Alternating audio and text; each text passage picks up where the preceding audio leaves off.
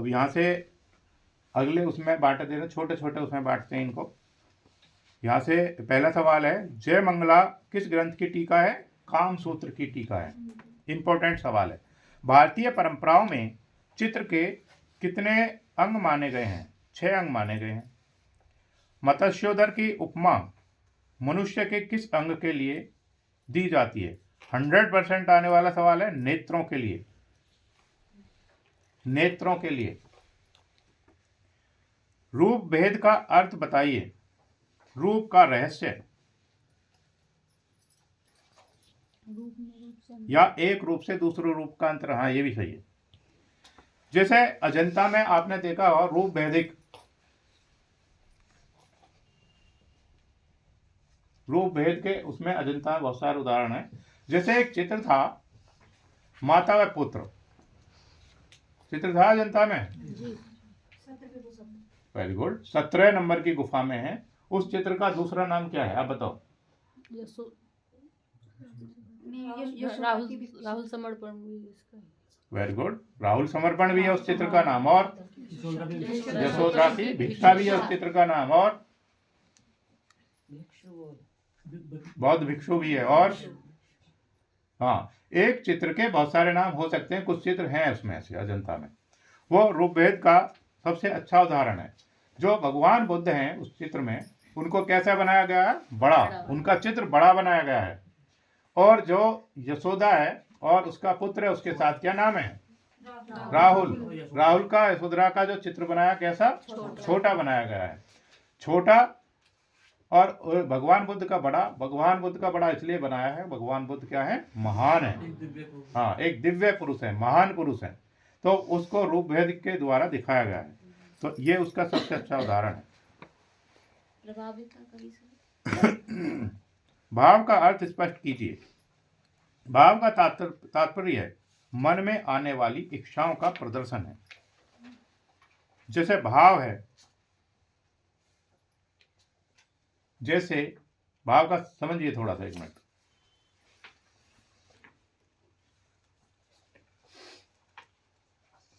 जैसे आपको अभी एक छोटी सी पिक्चर दिखाई जाए, या हॉल पर आपने पिक्चर देखी कोई, उसको देखने के बाद कई बार आदमी रोने लग जाता है।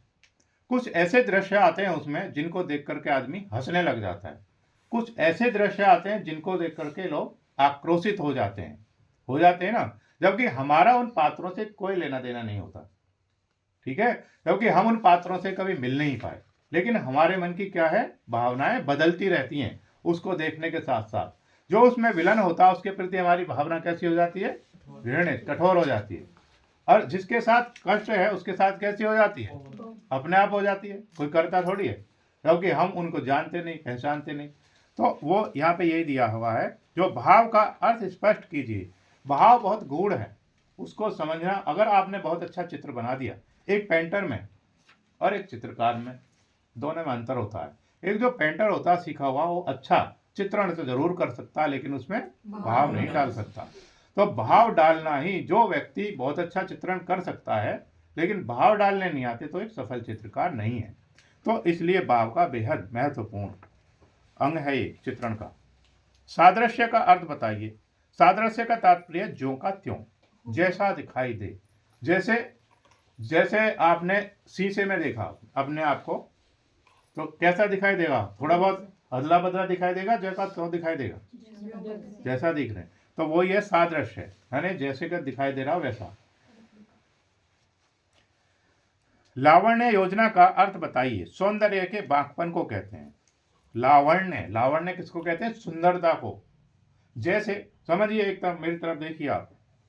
जैसे आप घर से निकल रहे हैं, घर से निकलने के बाद आपने एक चंदन का टीका लगा लिया। चंदन का टीका लगाने से क्या बढ़ जाएगी? लावण्यता बढ़ जाएगी। और तो वही इसमें लिखा हुआ है यहाँ पर। चित्र का अंतराल कितने प्रकार का होता है? सक्रिय और सहायक, 2 प्रकार का होता है। समझ चुके होंगे सक्रिय और सहायक। जैसे कोई अंतराल है, पहले भी शायद आया है। जैसे अंतराल है, अब आपकी नजर इस अंतराल में कहीं पर नहीं रुकेगी, अब ये कैसा है? अच्छा अछत। अछत का मतलब होता है जिसको छुआ नहीं गया हो अभी, वो कैसा हो गया? जैसे घर में कई प्रोग्राम में खीर बनती है तो उसमें से कुछ खीर निकाल दी जाती है, रोज निकाली जाती है, जी क्यों? शुद्ध रहे। हाँ, फिर उसके बाद कहते हैं अब इसको बाकी को खा सकते हैं। वो कैसी है? अछत, यानी उसको छुई नहीं गई, वो किसके लिए? पूजा पाठ के लिए होगी। शुद्ध, शुद्ध मतलब गुड। तो अब अगर इस पे मैंने ये बिंदु लगा दिया तो आपकी नजर इस पर रुकेगी कहीं ना कहीं जाकर के। अब सक्रिय हो अब ये सक्रिय हो गया, वेरी गुड। अब कैसा हो गया अंतराल? अब सक्रिय हो गया। अगर इस पर दो बिंदु बना दूं बराबर बराबर के तो सहायक हो गया। ये इसका सहायक हो गया। अब कौन से पे रुकेगी नजर? बीच वाले नो, अब इससे अगर मैंने बड़ा बना दिया तो अब किस पे रुकेगी? अगर इससे भी बड़ा बना दिया तो अब किस पे रुकेगी? अब इससे भी बड़ा बना दिया तो हाँ, अब मुख्य बिंदु ये हो गया। पहले कौन था मुख्य बिंदु? ये था जो सक्रिय था। अब मैंने इससे बड़ा बना दिया, अब इससे भी बड़ा बना दिया तो किस पे रुकती जाएगी? और ये बाकी के क्या होते जाएंगे? सहायक। ये सहायक हो जाएंगे फिर इसके। जैसे ऐसा समझिए, जैसे एक स्कूल है, स्कूल में एक प्रिंसिपल होता है, वो हो गया मुख्य बिंदु हो गया। और बाकी के क्या होते हैं? वो सहायक होते हैं, उसको सहयोग प्रदान करते हैं। बिना उनके सहयोग के जो मुख्य बिंदु है उसको बल प्रदान नहीं होगा। तो जो सहायक, जो बिंदु हैं या सहायक हैं, उनका काम क्या है? मुख्य बिंदु को बल प्रदान करना है। समझ गए? सक्रिय। ओके। कौन सा अंतराल ऋणात्मक होता है? सहायक अंतराल ऋणात्मक होता है। सहायक अंतराल। कौन सा अंतराल धनात्मक होता है? अच्छा, पहले भी है। अच्छा, कौन सा अंतराल धनात्मक होता है? सक्रिय अंतराल धनात्मक होता है। दोनों इंपॉर्टेंट है, 9 और 10। कौन सा अंतराल ऋणात्मक होता है? सहायक अंतराल ऋणात्मक होता है। सर अछत भी आ जाएगा इसमें? नहीं। अंतराल विभाजन कितने प्रकार से संभव है? 2 प्रकार से संभव है, सम और असम। देखिए, सम और असम को समझिए। इसमें लिखा अंतराल विभाजन कितने प्रकार से संभव है? 2 प्रकार से संभव है। ये कैसा हो गया? क्यों? क्योंकि बराबर हाँ, है। बराबर है। दूसरे ऊपर क्यों बराबर है? अगर ये कैसा हो गया? असम। ऊपर वाला तो सम है। ये कैसा हो गया? समय वेरी गुड, ये भी सम है। अब ये कैसा हो गया? ये भी समय सर। अच्छा, और ये कैसा हो गया? असम हो गया। अच्छा, सम। ये कैसा हो गया? सम। अच्छा, ठीक है, वेरी गुड। अब मैं आपको बता देता हूँ ये क्या असम? ये कैसा हो गया? असम। हाँ, सही है, समझ चुके हैं। 2 प्रकार से ये होता है। वाला सम थोड़ी ना है। ये सम है। अरे भाई, बिल्कुल बराबर बराबर कटा हुआ। हाँ जी, किसी से भी कटे हुआ। असत अंतराल में क्या नहीं होता? रूप नहीं होता असत अंतराल में। अतिच्छादन किसे कहते हैं? रूप से रूप को ढकने को अतिच्छादन कहते हैं। रूप से रूप को ढकने को अतिच्छादन कहते हैं। देखिए, एक सीधा सा उदाहरण समझिए। जैसे एक शादी है किसी व्यक्ति की, समझिए, इधर मेरी तरफ देखिए, ध्यान दीजिए। शादी है, एक व्यक्ति है जिसकी शादी हो रही है, उसको भी वैसे ही कपड़े पहनाए हुए हैं और एक और उसके बराबर में वैसे ही कपड़े पहना करके खड़ा कर दो तो क्या होगा? लोगों को क्या होगा? भ्रम हो जाएगा। ठीक है, भ्रम हो जाएगा ना। वो हो गया रूप से रूप को ढकना। अगर ऐसे 4-5 को एक जैसे कपड़े पहना दे फिर तो बिल्कुल कोई पहचान नहीं पाएगा। इसीलिए जो उसमें दूल्हा दुल्हन होंगे शादी में, उनको कैसे विशेष कपड़े पहनाए जाते हैं ताकि वो सबसे कैसे दिखाई दें? अलग दिखाई दें, क्योंकि किसी को कोई भी भ्रम ना हो। सम विभाजन का क्या तात्पर्य है? प्रश्न से ही समझ में आ रहा है। जब अंतराल ऐसे विभाजित हो जो दाएं बाएं से समान हो, जैसे, ठीक है ना, ऊपर बना हुआ है बोर्ड पर, जब ऐसा अंतराल ऐसे विभाजित हो कि जो दाएं बाएं ऊपर नीचे यानी हर जगह से समान हो, उसको समविभाजन कहते हैं। और असम विभाजन किसे कहेंगे, अपना आप समझ में आ रहा है, यानी कि केंद्र से ऊपर नीचे आसपास असमान हो, यानी समान ना हो। समझ पा रहे हैं? अभी इसी का बताया था ये सब। रूप किसे कहते हैं?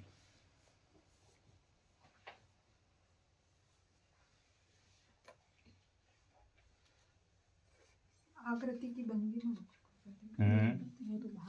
चित्र सौंदर्य कोई भी चिन्ह सर, हाँ, रंग अथवा किसी भी तान से बनाने वाले चित्र को अंतराल कहेंगे, चिन्ह को। अब वो कोई रूप भी हो सकता है, वो वस्तु चित्रण भी हो सकता है, कुछ भी हो सकता है, या मात्र बिंदु भी हो सकता है।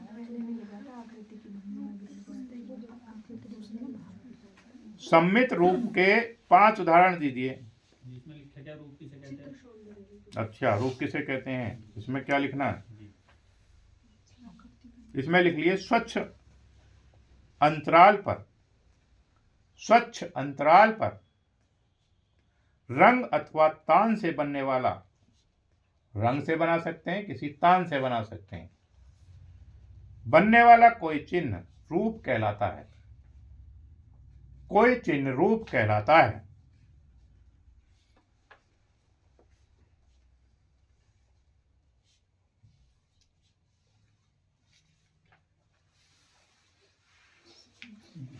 अब लिखो, सम्मित रूप के 5 उदाहरण दीजिए।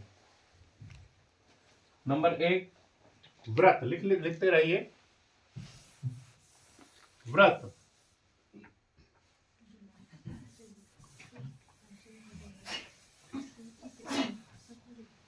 ये क्या हो गया, व्रत। दूसरा लिखिए आयत।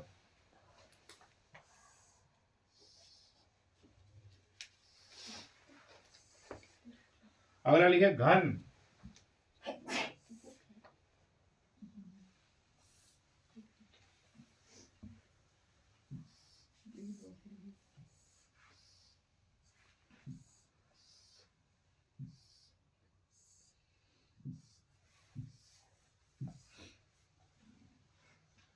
घन। उसके बाद लिया त्रिभुज।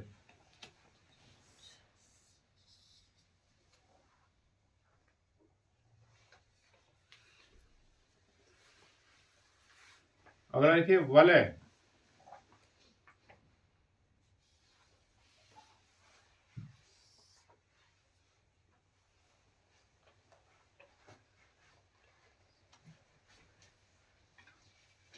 सर सम्मित मतलब यहाँ बराबर भागों में काटना ही तो। हाँ जी, सम।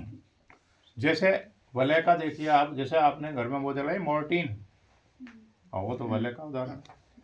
कुंडलित, जैसे सर्प है, सर्प किसका है, वो भी वलय है। आगे देखिएगा, क्या चित्र का रूप द्विआयामी होता है? हाँ, अगर चित्र शब्द आ गया तो वो कैसा होगा, द्विआयामी ही होगा, उससे ज्यादा उस पर दिमाग लगाने की जरूरत नहीं है।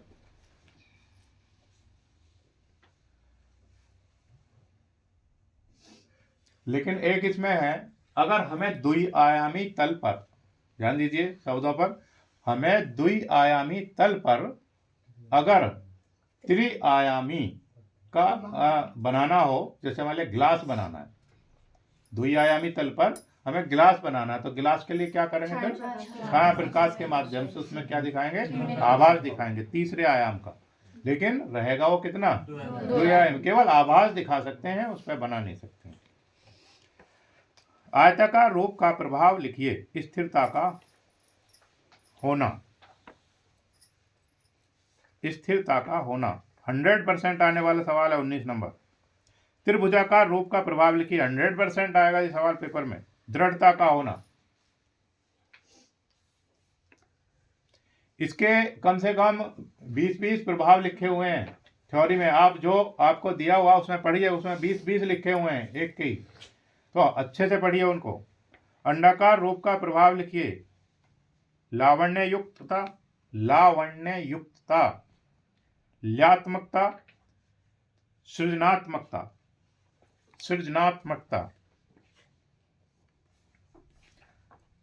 अगला सवाल है वृत्ताकार रूप का प्रभाव लिखिए। अविराम गति, अविराम गति एवं विराटता। अविराम का मतलब है जो व्रत है वो चलता रहेगा।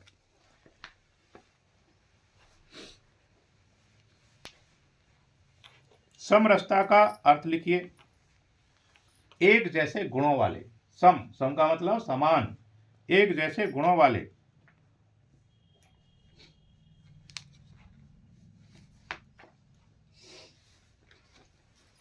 अर्थसार किसे कहते हैं? हाँ, रूप में चिन्हित अर्थ को अर्थसार कहते हैं। रूप में चिन्हित अर्थ को अर्थसार कहते हैं। सार्वभौमिक अर्थसार किसे कहते हैं?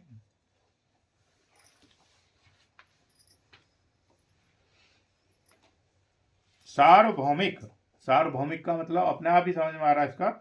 जिस रूप का अर्थ सभी देशों, जिस रूप का अर्थ सभी देशों अथवा सभी कालों में एक जैसा माना जाए, एक जैसा माना जाए, उसे सामुदायिक अर्थसार कहते हैं।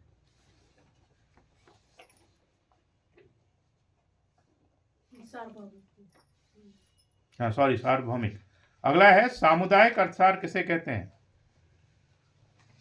सामुदायिक अर्थसार किसे कहते हैं? इसमें लिखिए उत्तर। जिस रूप का कोई अर्थ, जिस रूप का कोई अर्थ केवल किसी समुदाय में स्वीकार हो, केवल किसी समुदाय में स्वीकार हो। सार्वभौमिक का क्या है? जो सभी जगह एक जैसा माना जाए, ये तो हो गया सार्वभौमिक। और समुदाय में केवल एक समुदाय द्वारा स्वीकार किया गया हो।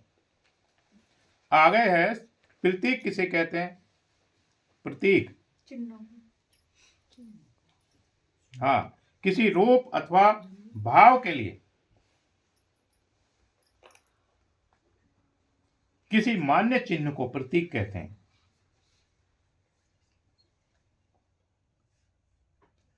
किसी मान्य चिन्ह को प्रतीक कहते हैं।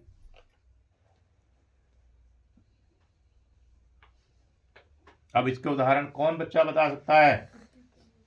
जैसे बुद्ध की हाँ, वेरी गुड। जैसे बुद्ध की आकृति, अगर मूर्ति ना हो तो वहां पर पीपल का पत्थर, तो वो उसका प्रतीक क्या रख दो? सर वो जो चरण से होते हैं वो भी तो पीपल के पीछे। हाँ सर रख सकते हैं, वो भी तो खड़ा होते हैं। अच्छा, तो राम भगवान का ले लो। हाँ हाँ, वहां ले सकते हैं। बोधि वृक्ष, बोधि वृक्ष, वेरी गुड। मोर का पंख और बांसुरी। हाँ, मोर का पंख और बांसुरी किसका प्रतीक हो गया? वेरी गुड, ठीक है, ओके ओके, समझ गए। अंतराल के केंद्र में रूप स्थिर होता है या गतिशील? स्थिर होता है। केंद्र में कैसा होता है? स्थिर होता है। 28 नंबर इंपॉर्टेंट सवाल है। अगला है आकार तथा आकृति में क्या अंतर है? आकार का मतलब है लंबाई चौड़ाई से, आकृति का अर्थ है संरचना से। आकार का संबंध है लंबाई तथा चौड़ाई से, आकृति का अर्थ है संरचना से। संरचना,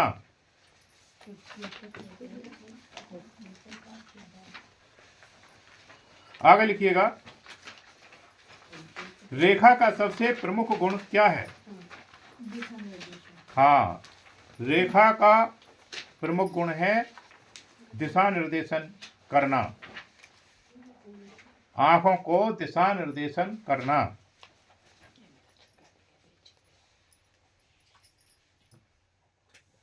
जैसे आपने रोड पे देखी होंगे, इस तरीके से चिन्ह बने होते हैं।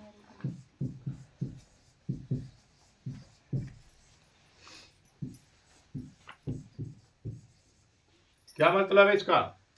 राइट हैंड साइड पे 40 किलोमीटर आगे हाफ हो सीधे चलना है 40 किलोमीटर, फिर क्या आएगा? हाफ। हाँ, वेरी गुड।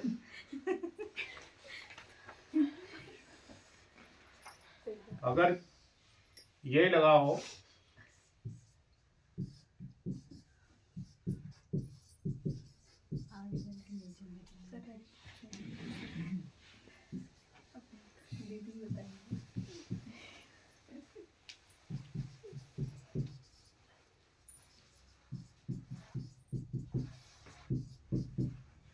इसका क्या मतलब हो गया?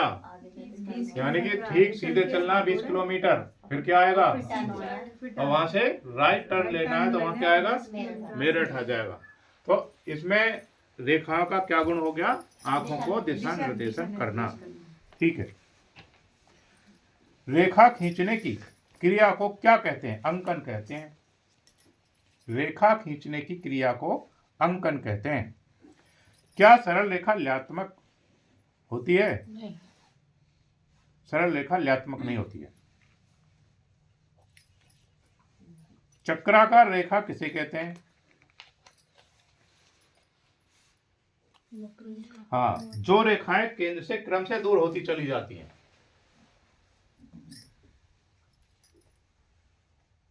जो रेखाएं केंद्र से दूर होती चली जाती हैं उनको क्या कहेंगे? चक्राकार। हाँ, उनको चक्राकार रेखा कहेंगे।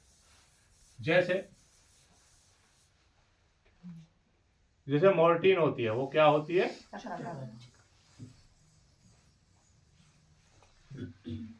वो इस तरीके से तो होती है, तो ये होगी चक्राकार। जैसे सांप होता है, सांप कैसे बैठता है? कुंडली। हाँ, तो वो चक्राकार श्रेणी में आएगा। सर वक्र सही होगा ना? वक्र सही होगा। जो रेखाएं केंद्र से दूर होती चली जाती है उन्हें कैसी रेखाएं कहेंगे? चक्राकार रेखाएं कहेंगे।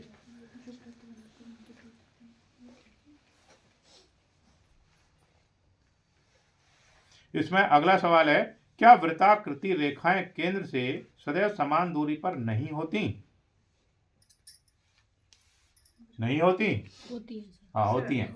देखो, ये इनकी हमेशा समान दूरी होगी, सारी रेखाओं की समान दूरी होगी। जैसे मोर्टीन का उदाहरण है, वो दूरी क्या है? वो समान ही होगी। तो इसमें लिखे सदैव समान दूरी पर चलती हैं। सदैव समान दूरी पर चलती हैं। अगला सवाल देखेंगे, वलयाकार रेखा केंद्र से कम दूरी पर कितनी बार होती है? 2 बार। क्या यंत्रों से खींची गई रेखा लचकीली होती है? नहीं। कैसी होती है वो? हाँ, वेरी गुड, कठोर रेखा होती है। यंत्रों से खींची गई रेखाएं कठोर होती हैं, और जो स्वतंत्र हाथ से खींची गई रेखाएं वो कैसी होती हैं? वो ल्यात्मक होती हैं। अंतराल में रेखा की कौन सी 3 स्थितियां संभव है? ऊर्ध्व, क्षैतिज तथा कोणीय।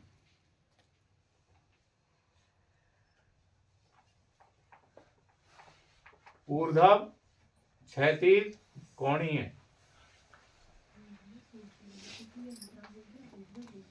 ऊर्ध्व रेखा का प्रभाव लिखिए। ऊर्ध्व रेखा के प्रभाव लिखिए। 100% सवाल आएगा जी। इसमें पवित्रता कोमा लगाकर लिख लीजिए। समर्पण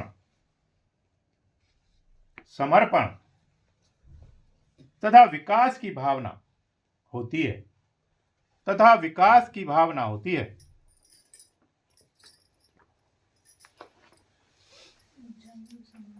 39 नंबर सवाल देखेंगे, क्षैतिज रेखा का क्या प्रभाव होता है? ये टेस्ट ये समझ लीजिए इतना इंपॉर्टेंट है, कम से कम 25 से 30 सवाल आने ही आने इस टेस्ट में से। 100% आएंगे इसमें। क्षैतिज रेखा का क्या प्रभाव होता है? आलस्य लिख लीजिए, जिसने नहीं लिखा लिखते रहिए उसका भी। आलस्य, गतिहीनता,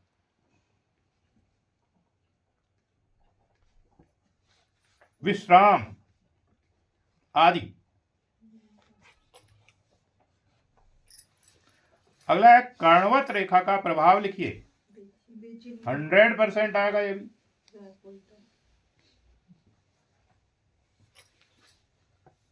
बेचैनी, व्याकुलता, एक रेखा के बहुत सारे प्रभाव हो सकते हैं। वो सारे थ्योरी में आप देख लीजिए, लिखवा रखे हैं उसमें। तो क्रियाशीलता, गति आदि। अगला है एक पुंजीय रेखाओं का प्रभाव लिखिए। एक पुंजीय कौन सी होती है? आप एक पुंजीय देख लीजिए। जैसे झाड़ू है, झाड़ू देखिए आपने। जैसे मान लिया ये क्या है, मणि है। ये मणि, मणि किसके पास रहती है? कौन से सांप के पास? अच्छा न, वो देखते हो, इसका मतलब तुम नाटक हैं? अब तो है नहीं, इच्छाधारी नाटक में ही होते हैं वो सब। अब उसमें क्या है, वाले मणि है, तो इससे क्या है, पुंज निकलता है। क्या? प्रकाश पुंज निकलता है। जो प्रकाश पुंज है वो एक जगह होगी, ये ऐसे झाड़ू होती है। बल्ब, सूर्य भी ठीक है। और बताओ, अपना बताओ आप। टॉर्च होती है। टॉर्च भी होती है, गुड। और वाईफाई, वाईफाई भी ठीक है, वेरी गुड। हाँ, ये करंट में बोल रही है, वाईफाई ठीक है। और बताइए, झाड़ू भी होती है। सर जो गौतम बुद्ध के सर के पीछे सूर्य चक्र होता है, वो भी वो आभा चक्र है। आभा चक्र से हाँ। प्रतीत होता है। वो तो व्यक्ति जो है आवाहित है, ठीक है। जैसे अब इसका उदाहरण आप अपने माइंड से बना सकते हैं, बहुत सारे उदाहरण। देखिए, एक एज होती है जहां पर हम पढ़ करके लिखते हैं। वो एज होती है कौन सी क्लास तक? केवल इंटर तक। एक एज इंटर के बाद ऐसी आ जाती है, फिर आपको पढ़ने की जरूरत नहीं है, आप केवल समझिए उसको। समझने का मतलब मेरा है, आपको मैंने एक कहानी सुना दी, बस एक ही बार में सीखिए उसको। कहानी सुना दी, कहानी सुनने के बाद मैंने आपको सुनाई 60 लाइन की कहानी। 60 लाइन की कहानी में से अगर आप 60 या 50 लाइन नहीं लिख पाए तो आप कुछ नहीं समझे। आप उसको लिखिए, और आप हो सकता है मुझसे कई गुना बेटर लिख दें। इसलिए अभी आएगा, वो भी समय आएगा, आपसे लिखवाया भी जाएगा। वो सब चीज़ें हैं इसमें, कोर्स में। तो अब जैसे वाले यहाँ पर है, यहाँ पर एक पुंजीय क्या किसको मानेंगे? जो यहाँ पर स्थिर होगा। जैसे स्कूल है, स्कूल में एक पुंजीय किससे मानेंगे? हाँ, तो उससे सब जुड़े हुए हैं। अगर गुरु कहीं पर बैठा है और नीचे छात्र बैठे हैं, पढ़ रहे हैं, तो एक पुंजीय कौन सा हो गया? क्योंकि वहां से ही रे निकल रही है। तो वो किसी भी उदाहरण को ले लीजिए ना आप। यस, ज्ञान प्रसार का माध्यम है, इसी में आएगा। पुंज, ज्ञान का पुंज है वही। वो तो ज्ञान पुंज तो सुना भी होगा आपने। हाँ, नहीं ना।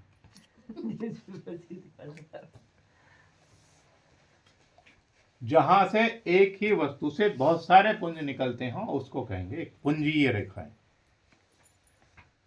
इसकी क्या है? रेखा का प्रभाव लिखिए। शोभा, शोभा।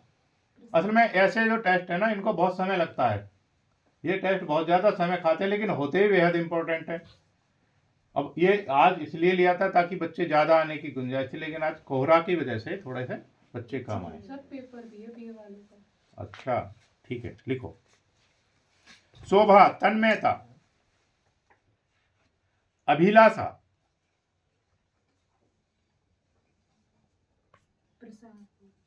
हाँ, प्रसार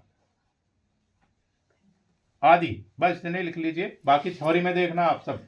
वो जो मैंने इसमें बताया, थ्योरी में सब लिखा हो, उसके एक बार जरूर पढ़िएगा कितने प्रभाव हैं। यही लिख लेना चाहे उसको, अगर आपको उसमें बार बार नहीं पढ़ना तो जहां पर प्रश्न आता है उसके सामने लिख लीजिए। उसके 20 प्रभाव हैं तो 20 के 20 इसमें छोटे लिख लीजिए। इसमें नहीं आ रहे तो ये एक ही तरफ से कॉपी इसीलिए कराई जाती है ताकि आप प्रश्न नंबर डाल करके उसके बारे में उसी के पेज पर लिखें, ठीक है। दोनों तरफ से इसीलिए कॉपी नहीं कराई जाती है टेस्ट की। आगे लिखेंगे, क्या चक्राकृति रेखाओं की गति स्थिर होती है? नहीं। चक्राकार गति कैसी है? वेगवान है, वेग से चलती है, चलती रहती है, निरंतर चलती है। प्रवाही रेखाओं के प्रभाव लिखिए। अब प्रवाही रेखाएं कौन सी होती हैं देखिएगा। जैसे ये है,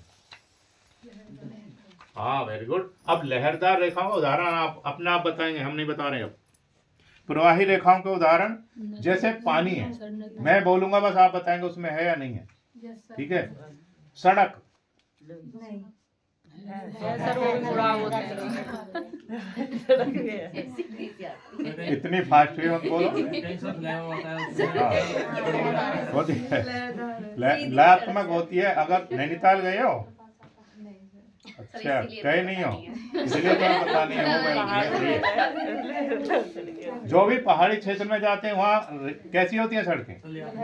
हाँ, लयात्मक होती है, लहरदारी, तो घूम करके ही चलती है हमेशा। अब तुम जाना, ठीक है मोनिका? ठीक है सर। हाँ, पानी, लहरदार है। Very good. नदी, लहरदार में। अच्छा अच्छा, ग्लास में रखा पानी, सब उसके लायक। वही स्थिर है, ठीक है। अब लिखिएगा इसमें लय, माधुर्य, लोच, गति आदि। मेरी तरफ ध्यान दो। अब हवा कैसी है? हवा लहरदार है। देखी आपने? वो है seen the wind neither I nor you, यानी कि हवा कैसी है उसको ना हम देख सकते हैं ना आप देख सकते हैं, लेकिन उसको क्या कर सकते हैं? महसूस कर सकते हैं। तो वो महसूस करने वाली है, लेकिन कैसी है वो? अगर उस हवा को हम दिखाएंगे, अब जिससे मैं पूछूंगा वो बताएंगे केवल। अगर मुझे यहाँ पे हवा दिखानी है पेड़ पर, आप बताएंगे रुस्तम। यहाँ मुझे हवा दिखानी है तो मैं कैसे दिखाऊंगा उसको? पेड़ को हल्का सा इधर उधर झुका करके। Very good. पेड़ को कैसे? हल्का सा- चलिए, पेड़ नहीं है, अगर यहाँ पर एक आदमी खड़ा हुआ है तो मैं हवा को कैसे दिखाऊंगा चित्र में? वो ही बताएंगे। उसके कपड़ों को हिलता हुआ दिखा देंगे। Very good. कपड़ों को हिलता हुआ दिखाएंगे। दिखा अब उसने कपड़े नहीं पहने हुए हैं, आप ही बताइए। अब तो बाल उनके बच्चे- बालों को। Very good. उसके बालों को थोड़ा हिलता हुआ दिखाएंगे, वो गंजा है। वो बता रही है उसके दांत हिलते हुए दिखाएंगे। दांत तक है, देखो। उसकी आंखों को बताइए। आंखों को शुक्ला होता है। अच्छा, नहीं हो सकता है उसको कम दिखाई देता, आपसे तोड़कर देखना। सर पीछे रेखा बना दीजिए लहरदार। और पीछे सर धुंध से उड़ते हुए दिखा। हाँ, फिर हवा में धुंध दिखाएंगे, पत्ते हवा दिखाएंगे, पत्ते उड़ते दिखाएंगे। मतलब भाव दिखाना है हमें, किसी भी तरीके से दिखाना है, चाहे अपना दिमाग लगाइए, 100% वहीं दिमाग लगाइए, कुछ ना कुछ वहां दिखाना, ताकि जो देखने वाला व्यक्ति है उसको एक ही बार में पता चल जाए कि हाँ हवा चल हवा रही चल है, रही है। ठीक है, क्योंकि उसको महसूस ही कर सकते हैं, दिखाई नहीं देती हवा। अब जैसे कोहरा है, कोहरा तो दिखाई देता है, दिखाई देता है कोहरा? हाँ, ठीक है। आगे लिखेंगे,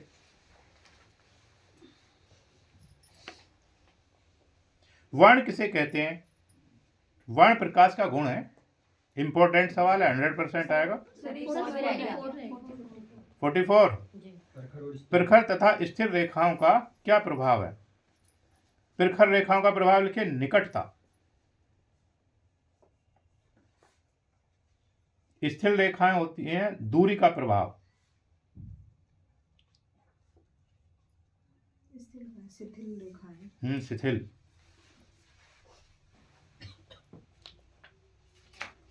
ठीक है भाई। वर्ण किसे कहते हैं? वर्ण प्रकाश का गुण है, 100% आने वाला सवाल है।